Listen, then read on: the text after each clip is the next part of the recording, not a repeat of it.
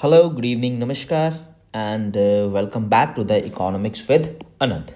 तो आज की इस क्लास में हम लोग चैप्टर नंबर 3 को कंटिन्यू करेंगे जिसका नाम है इकोनॉमिक रिफॉर्म्स 1991, जिसका एपिसोड 1 एंड एपिसोड 2 हमने पीछे पूरी क्लास में रिकॉर्ड कर रखा है। अगर आपने वो वीडियो नहीं देखी है तो आप उसको देखिएगा जिससे आपको ये वाली क्लास और अच्छे से समझ में आ जाए।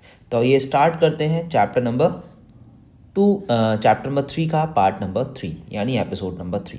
इससे पहले वाली वीडियो में हमने लिबरलाइजेशन और प्राइवेटाइजेशन को बहुत अच्छे से पढ़ा है और उसके बारे में एक एक चीज़ को समझा और ये भी देखा कि सीबीएसई कौन से टॉपिक से कौन सा क्वेश्चन पूछता है, कितने मार्क्स में पूछता है, 1 में, 3 में, 5 में, 6 में, जो भी होता है। ठीक है, तो आज की इस क्लास में हम लोग स्टार्ट करेंगे ग्लोबलाइजेशन क्या होता है वो हम इसको पढ़ेंगे।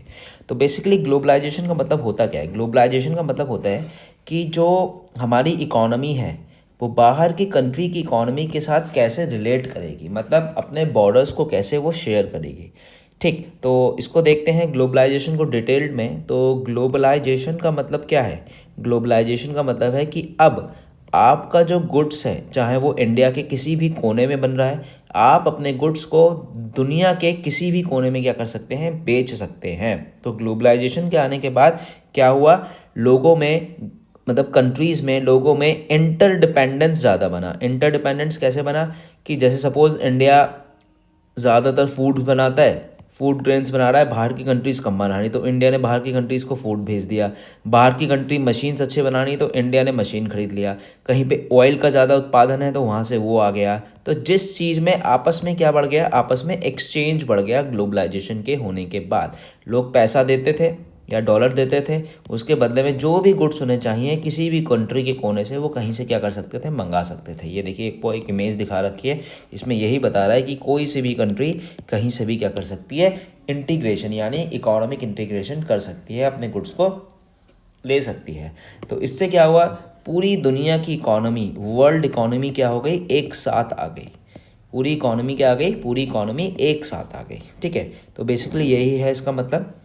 और इसके बाद क्या हुआ, इसके बाद इकोनॉमिक रिफॉर्म्स में हमें इंडियन इकोनॉमी को ग्लोबल इकोनॉमी के साथ कांटेक्ट मिला। इंडियन इकोनॉमी ग्लोबल इकोनॉमी से साथ मर्ज हुई, जिससे क्या हुआ, जो अनरिस्ट्रिक्ट फ्लो था, पहले क्या था, पहले लिबरलाइजेशन प्राइवेटाइजेशन नहीं था तो पहले हम गुड्स को नहीं खरीद सकते थे। आज के टाइम में जो रिस्ट्रिक्शन था, पहले के टाइम में जो रिस्ट्रिक्शन था वो रिस्ट्रिक्शन क्या कर दिया, ख़त्म कर दिया। अब कोई भी गुड्स कहीं से भी, चाहे वो गुड्स है, चाहे वो सर्विस है, चाहे वो कोई भी टेक्नोलॉजी है, आप क्या कर सकते हैं, इंडिया दूसरों के साथ और दूसरे इंडिया के साथ ट्रेड कर सकते हैं।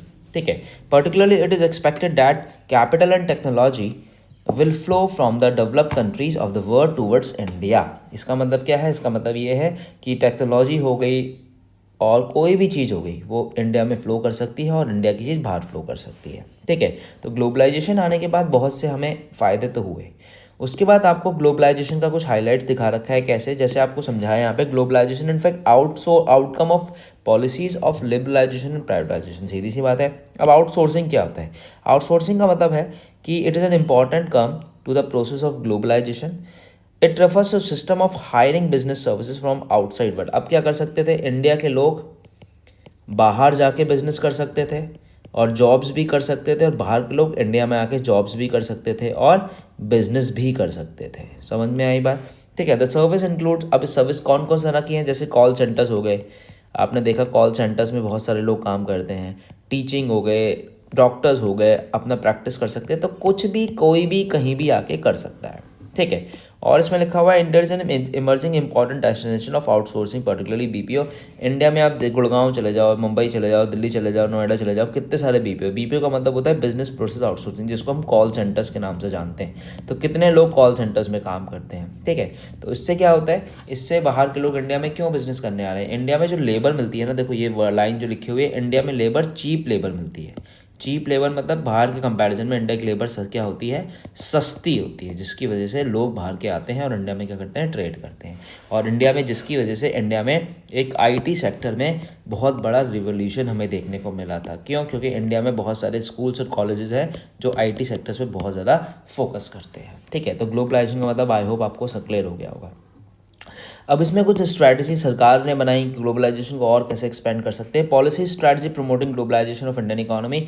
सबसे पहले increase in equity limit of foreign investment. पहले जो फॉरेन कंपनीज थी भारत में आके ट्रेड नहीं कर पा रही थी, अब वो ट्रेड कर पा रही हैं, तो उनकी इक्विटी लिमिट को बढ़ा दिया। इक्विटी लिमिट पहले 40% थी, मतलब आप बिजनेस इंडिया में कर सकते हो लेकिन 40% तक।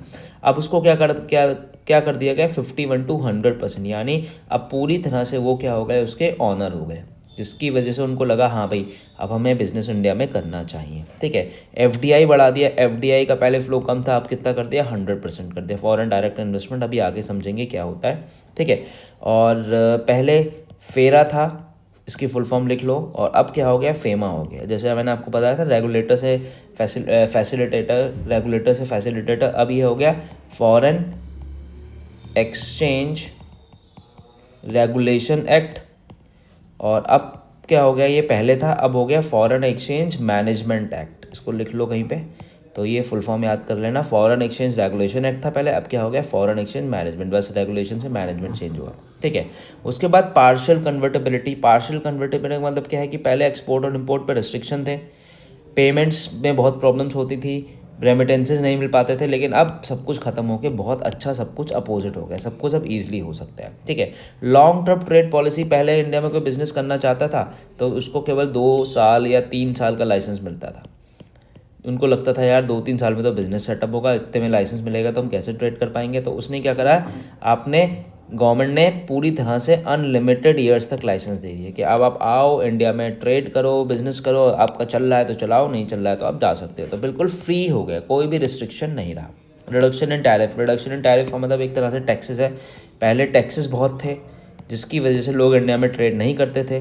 अब क्या हुआ, टैक्सेस ज़्यादा थे तो ट्रेड कम हो रहा था। अब क्या हो गया, टैक्सेस कम हो गया तो ट्रेड क्या हो गए, ज़्यादा हो गए। विड्रॉल ऑफ क्वांटिटेटिव रिस्ट्रिक्शन का मतलब क्या होता है कि पहले क्या थे, पहले आप केवल 50% ट्रेड कर सकते हैं, 60% कर सकते हैं, 40% करते हैं। क्वांटिटी मतलब नंबर्स में।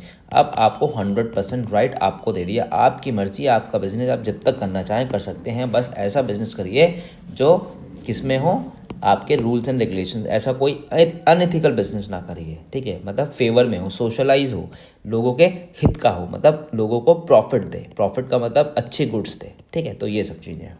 ठीक, उसके बाद टैरिफ एंड नॉन टैरिफ क्या होता है। टैरिफ में क्या होता है, tariff barriers mainly refers to the barrier और import through high import duty. पहले क्या करते थे, गवर्नमेंट इम्पोर्ट ड्यूटी ज़्यादा लगा दी, जिसकी वजह से बाहर के लोग इंडिया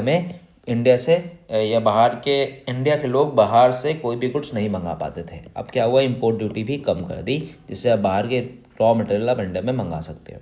उसके बाद है non tariff barrier generally refers to quotas barrier. पहले इतना रेस्ट्रिक्शन था, आप 10 मशीन मंगा सकते हो, 20, इससे ज़्यादा नहीं मंगा सकते, लेकिन अब ये भी ख़त्म कर दिया, आप जितनी मर्जी मंगा सकते हो। ठीक है, तो रिफॉर्म्स देखने को मिले। First generation second generation reforms में क्या था, पहले generation reform are those which do not require, कोई भी लेजिस्लेटिव एक्शंस नहीं था। ठीक है, these reforms can be carried out simply through executive administrative machinery of the government.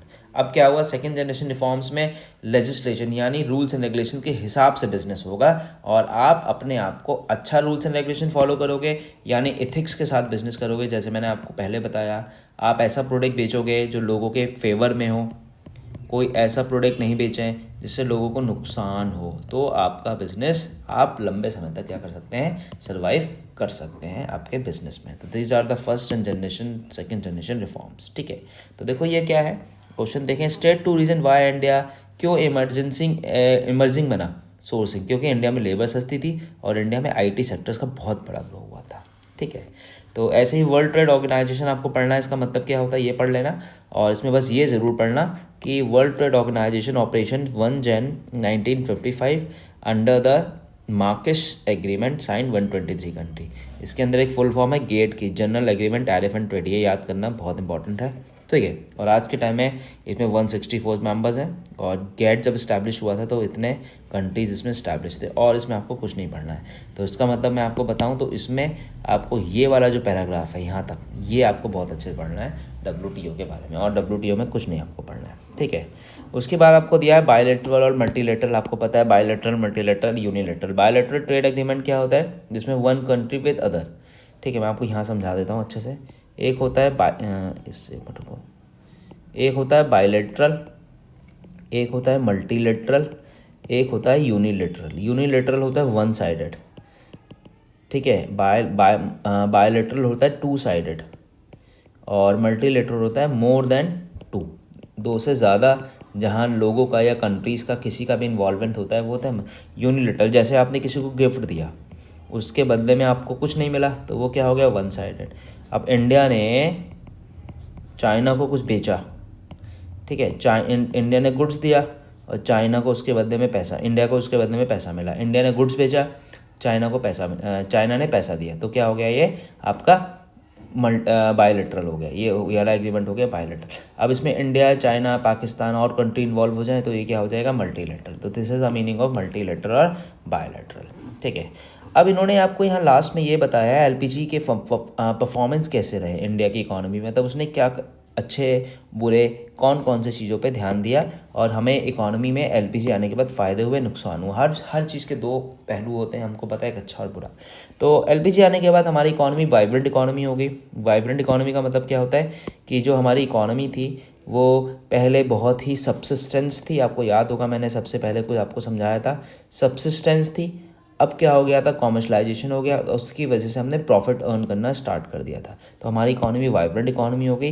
Vibrant economy होने के बाद हमारी जो जीडीपी थी बहुत तेज़ी से आगे बढ़ी, ठीक है।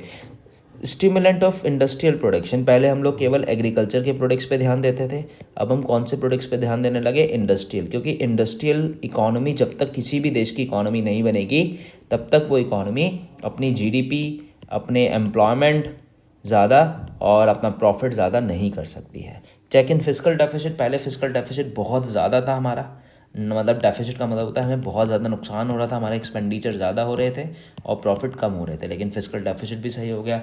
फॉरेन एक्सचेंज रिफॉर्म, जब बाहर की कंट्रीज़ इंडिया में सेटअप होने लगी तो वो विदेशी मुद्रा लेकर आए, यूरो लेकर आए, डॉलर लेकर आए, इन लेकर आए, बहुत सारे सब चीज़ लेकर आए। इससे क्या हुआ, हमारा जो फॉरेक्स था, फॉरेक्स रिजर्व हमारा क्या होने लगा, इंक्रीज़ हो गया। जिस कंट्री का फॉरेन रिजर्व ज़्यादा होगा वो कंट्री ऑटोमेटिकली क्या करेगी, आगे बढ़ेगी। चेक ऑफ इन्फ्लेशन, पहले हम लोग डोमेस्टिक गुड्स बनाते थे तो हमें इन्फ्लेशन का पता ही नहीं लगता था। जब हमने इंटरनेशनल लोगों के साथ कंपटीशन करना स्टार्ट किया तो हमें पता लगा कि भाई हाँ, ये प्रोडक्ट इतने में मिल सकता है, ये प्रोडक्ट इतने में मिल सकता है। तो ये सब चीज़ें हैं। कंज्यूमर सोवरेनिटी का मतलब क्या होता है, लोगों के पास चॉइसेस आ गई। पहले एक ही प्रोडक्ट था, जैसे मैंने आपको बीएसएनएल का एग्जांपल बताया था, पहले बीएसएनएल ही था और आज के टाइम में कितने सारे टेलीकॉम हैं। तो बीएसएनएल जो कहेगा वो लोगों को फॉलो करना था, लेकिन आज के टाइम में क्या कोई ऐसा होगा, नहीं। आज के टाइम में आपके पास इतने चॉइसेस हैं, अगर आपको एक प्रोडक्ट सही समझ में नहीं आ रहा तो आप दूसरा ले सकते हैं। तो कंज्यूमर सोवरेनिटी मतलब लोगों के पास चॉइसेस ज़्यादा आ गए, ठीक है। लिखा है ना चॉइस एंड प्रेफरेंस, देखिए यहाँ लिखा है। तो लोगों के पास चॉइस और प्रेफरेंस ज़्यादा ही, जिसकी वजह से लोग क्या कर सकते थे, अपने लाइफ स्टैंडर्ड ऑफ लिविंग बढ़ा सकते थे, ठीक है। अब पब्लिक सेक्टर कम हो गया तो प्राइवेट जो आपका इन्वेस्टमेंट था, प्राइवेट फॉरेन इन्वेस्टमेंट, वो बहुत तेज़ी से इंक्रीज़ हुआ, जिसकी वजह से इंडिया के जो डेफिसिट हो रहा था, जो हमें नुकसान हो रहा था, हमने ऊपर पढ़ा था डेफिसिट, वो क्या होने लगा, थोड़ा थोड़ा धीरे धीरे करके सरप्लस की तरफ, यानी ज़्यादा होने लगा, हमें ज़्यादा प्रॉफिट होने लगा, ठीक है। तो एफडीआई और एफआईआई क्या होता है, मैं आपको समझा देता हूँ, बहुत सिंपल से टॉपिक है। एफडीआई और एफआईआई, एफडीआई बेसिकली क्या होता है, फॉरेन डायरेक्ट इन्वेस्टमेंट और फॉरेन इंस्टीट्यूशनल इन्वेस्टमेंट, इसकी फुल फॉर्म होती है। जैसे एफडीआई होता है, जो कंपनी बाहर की होती है और इंडिया में आके फिजिकली बिजनेस करती हैं, क्या करती हैं, फिजिकली बिजनेस करती हैं, उनको हम बोलते हैं एफडीआई। जैसे इंडिया में कोई कंपनी आई, कोक, उसने अपनी दुकान खोली, अपने अपना बिजनेस सेटअप किया यहाँ पे। जैसे डोमिनोज आपने देखा, उसकी फ्रेंचाइजीज आप देखते हैं, मैकडोनल्ड्स, तो जो फिजिकली फॉर्म में इंडिया में बिजनेस कर रही हैं उसको एफडीआई, और जो बाहर की कंपनी इंडिया में केवल पैसा इन्वेस्ट कर रही हैं, मनी इन्वेस्ट कर रही हैं, उसको बोलते हैं, चाहे वो बैंकिंग में हो, चाहे उसको, अब वो आपको दिखेगी नहीं, फिजिकली उसका अपीयरेंस नहीं है, बट वो इंडिया के स्टॉक में, इंडिया के लोगों के साथ कहीं ना कहीं पैसों में लेन देन कर रहे हैं, तो उसको बोलेंगे हम लोग एफआईआई, ठीक है। तो फॉरेन इंस्टीट्यूशनल इन्वेस्टमेंट फिजिकली दिखता है और ये एफआईआई फिजिकली नहीं दिखता है, ठीक। उसके बाद आपको बताया recognisation of India and emerging economic power. अब इंडिया की जो इकोनॉमिक पावर थी वो बहुत ज़्यादा आगे बढ़ने लगी, बहुत ज़्यादा आगे कैसे बढ़ने लगी, क्या हुआ, अब लोग इंडिया को जानने लगे। इंडिया की इकोनॉमी वर्ल्ड इकोनॉमी के साथ ट्रेड करने लगी। जब इंडिया की इकोनॉमी वर्ल्ड इकोनॉमी के साथ ट्रेड करने लगी तो हमारे पास ग्लोबल इन्वेस्टर्स आए। ग्लोबल इन्वेस्टर्स आए जिसकी वजह से हमारी इकोनॉमी ने बूस्ट करना स्टार्ट किया। हमारे पास ऑटो पार्ट्स बनना स्टार्ट हो गए, हमारे पास अच्छे अच्छे इंजीनियर्स गुड्स आए, हमारे पास आईटी सेक्टर बहुत अच्छे से कर गया। ठीक है, तो ये सब चीज़ें हैं। उसके बाद आपको बताया है shift from monopoly to competitive. Monopoly का मतलब आपको पता है, सिंपल सा, सिंगल सेलर था पहले जो वो अपनी मनमानी करता था। अब हमारी इकोनॉमी कॉम्पिटिटिव इकोनॉमी हो गई। अब हमारे पास परफेक्ट कंपटीशन हो गया, इतने सारे बेचने वाले हैं और इतने सारे खरीदने वाले हैं, कोई भी अपनी मनमानी नहीं करता था, जिसकी वजह से इकोनॉमी बहुत तेज़ी से हमारी बूस्ट हुई और लोगों को भी फ़ायदा होना स्टार्ट हो गया। ठीक है, तो अब बैड इफ़ेक्ट देखें तो सबसे पहला बैड इफ़ेक्ट ये हुआ कि हमने एग्रीकल्चर्स को नेग्लेक्ट किया, क्योंकि हमें पता था कि एग्रीकल्चर इंपॉर्टेंट है, लेकिन एग्रीकल्चर से हम इतना प्रॉफिट जनरेट नहीं कर सकते कि हम लोग क्या कर सकें, अपनी इकोनॉमी को और कंट्रीज़ के इकोनॉमी के मुकाबले बूस्ट कर सकें, वहाँ तक ले जाएं। तो हमें इकोनॉमी को बूस्ट करने के लिए भाई एग्रीकल्चर को थोड़ा सा पीछे करके किस पे ध्यान देना था, इंडस्ट्रियल पे ध्यान देना था। तो ये इकोनॉमिक्स का क्वेश्चन है जो आपसे प्रैक्टिकल में पूछा जा सकता है। ठीक है, तो उसके बाद क्या हुआ, इन्वेस्टमेंट एग्रीकल्चर में कम हुआ, लोग गवर्नमेंट ने सब्सिडी ख़त्म कर दी, इंपोर्ट ड्यूटी एग्रीकल्चर्स में कट किया, क्रॉपिंग पैटर्न शिफ्ट कर दिया। तो ये 4 पॉइंट है, आपको याद रखने हैं अगर पूछ ले कि एग्रीकल्चर नेग्लेक्ट होने के बाद क्या हुआ। तो इससे ओवरऑल इम्पैक्ट क्या हुआ, ओवरऑल इम्पैक्ट हुआ फूड ग्रेन्स के प्राइजेस थोड़े से दिक्कत हो गए और जो बेचारे एग्रीकल्चर्स पे डिपेंडेंट थे वो गरीब हो गए और एग्रीकल्चर्स के जो रॉ मटेरियल थे वो इंडस्ट्रियल सेक्टर्स की तरफ चले गए। ठीक है, स्लो डाउन इंडस्ट्रियल ग्रोथ। अब इंडस्ट्रीज़ गवर्नमेंट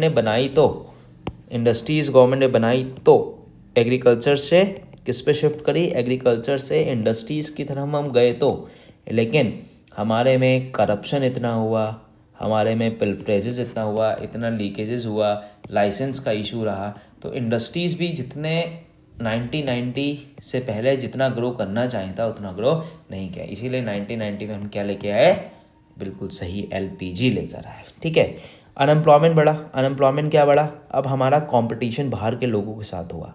अब जब कंपटीशन बाहर के साथ लोगों के साथ हुआ तो बहुत सारे ऐसे लोग थे जो क्या हो गए, जो लेबर इंटेंसिव टेक्निक्स को जानते थे केवल, मतलब उन्हें कंप्यूटर चलाना नहीं आता था, उन्हें कोई मशीन ऑपरेट करनी नहीं आती थी, उन्हें कोई भी टेक्निकल काम नहीं आता था। वो तो बेचारे केवल वो उनसे ये कह दो ये कर लो तो वो कर लेते थे, हाथ का काम ज़्यादा कर लेते थे, जिसकी वजह से इकॉनमी में बहुत से लोग क्या हो गए, जॉबलेस हो गए। ठीक है, डिसइन्वेस्टमेंट हुआ। डिसइन्वेस्टमेंट हमने पढ़ लिया, पब्लिक सेक्टर से पैसा निकाल के किधर डाला गया, प्राइवेट सेक्टर की तरफ डाला गया। ठीक है, इससे क्या हुआ, गवर्नमेंट ने डिसइन्वेस्टमेंट किया तो बहुत सारे जगह पे लॉसेस हो गए हमें कुछ ना कुछ। यार देखो, नई चीज़ जब भी कोई हम नया फॉर्मेशन करते हैं तो हमें कहीं ना कहीं नुकसान देखने को मिलता है।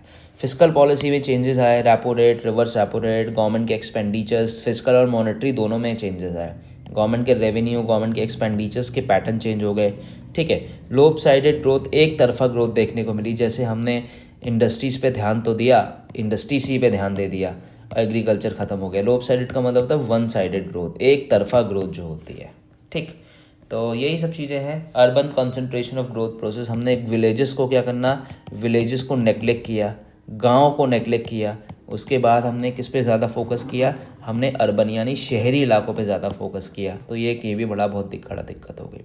ठीक है, और इसमें इंपॉर्टेंट बनता है इकोनॉमिक एंड सोशल ड्यूलिज्म। मैं आपको समझा देता हूँ इकोनॉमिक एंड सोशल ड्यूलिज्म क्या होता है। इकोनॉमिक्स क्या होता है, ड्यूलिज्म मतलब दो तरफा, disintegration of economic to traditional and modern sector. यहाँ पे इकोनॉमिक ड्यूलिज्म हमें किस तरह से देखने को मिले, दो, एक तो हमें क्या देखने को मिला, ट्रेडिशनल मतलब पुराना ज़माने का, और एक देखने को मिला मॉडर्न। तो हम किस पे शिफ्ट हो गए, इकोनॉमिक ड्यूलिज्म। पहला तो ट्रेडिशनल था, दूसरा क्या हो गया, मॉडर्न हो गया। सोशल ड्यूलिज्म क्या हुआ, प्राइवेटाइजेशन क्या होने के बाद, एलपीजी के आने के बाद रिचेस जो थे वो और रिच हो गए और जो पुअर थे वो क्या हो गए, वो और पुअर हो गए। तो ये एक दो ड्यूलिज्म, पहला रिच और दूसरा पुअर। ठीक है, तो ये सब चीज़ें हमें देखने को मिली। इकोनॉमिक कॉलोनिज्म का मतलब क्या होता है कि इंडिया ने सफ़र किया 200 साल, हम सबको पता है कि ब्रिटिशर्स ने हमारे पर राज किया। Now MNCs has expanding their economic control. अब भारत में एमएनसीज आने लगी। जैसे भारत में अंग्रेज़ों का शासन रहा ना कई साल, ऐसे ही एमएनसीज ने अपना मनमानी करने स्टार्ट कर दी कि भाई हम इंडिया में आए हैं, हम अपने हिसाब से प्रोडक्ट बेचेंगे। जो गरीब लोग था वो गरीब लोगों के लिए प्रोडक्ट नहीं बना रहा था, वो अमीरों के लिए बना रहा था। ठीक है, तो एक सबसे बड़ी प्रॉब्लम ये रही इनको। Spread of consumerism, spread of MNCs in the country या sequence of LPG policy has result to large spread of consumer. Consumer का मतलब होता है the protection of promotion interest to consumer. तो लोगों के हित के लिए काम तो हो रहा था, लेकिन कौन से, जो रिचर क्लास था, जो पुअर क्लास था, उन पर कोई भी ध्यान नहीं दिया जा रहा था। ठीक है, तो इसके ये क्वेश्चन है, कुछ आप देखिएगा, आपको समझ में आएंगे, नहीं आए तो मुझे बताइएगा। अब हमारी economy which way to go, कहाँ किस रास्ते पे जा रही है। एलपीजी आने के बाद क्या हमारी इकॉनमी में जो होना चाहिए था वो हुआ? ठीक है, ये सब चीज़ें हैं क्या। अब हर चीज़ के प्रॉज एंड कॉन्स होते हैं, तो आपके हिसाब से इकॉनमी कैसे बूस्ट करी होगी 1991 के बाद? अच्छी करी, बुरी करी, आप मुझे कमेंट में बताइएगा। तो ये पूरा चैप्टर है जिसमें हमने इकोनॉमिक रिफॉर्म्स पढ़ लिया, liberalisation, industrial, financial, tax, foreign पढ़ लिया, ट्रेड पढ़ लिया, ये इसके पार्ट्स हैं। प्राइवेटाइजेशन हमने पढ़ लिया, आउटराइट वगैरह, ग्लोबलाइजेशन हमने पढ़ लिया, पॉलिसी, स्ट्रेटेजिक, गुड और बैड इफेक्ट हमने पढ़ लिया। तो this is all about chapter number 3। तो चैप्टर नंबर 3 में हमने जो जो पढ़ा आप एक बार उसको देखिएगा। इसमें कुछ इंपॉर्टेंट टॉपिक्स हैं जो मैं आपको जाते जाते बता देता हूँ, और आप इसको बहुत ध्यान से पढ़िएगा क्योंकि ये बोर्ड्स पूछ लेता है। जैसे मैंने आपको बताया लिबरलाइजेशन के अंदर 5 रिफॉर्म्स, लिख लो इसको कहीं, ये बिल्कुल भी आपको स्किप नहीं करना है। 5 रिफॉर्म्स में मैंने आपको बताया, फाइनेंशियल में रेगुलेटर से फैसिलिटेटर आपको याद रखना है। ठीक है, प्राइवेटाइजेशन में आपको याद रखना है प्राइवेट सेक्टर्स की वजह से क्या, किन किन लोगों को फ़ायदा हुआ, किन किन लोगों को नुकसान हुआ। ग्लोबलाइजेशन में आउटसोर्सिंग वाला टॉपिक अच्छे से याद करना है, एक बार गुड और बैड इफ़ेक्ट एक बार देख लेना। तो ये सब चीज़ें आपको बहुत अच्छे पढ़नी है।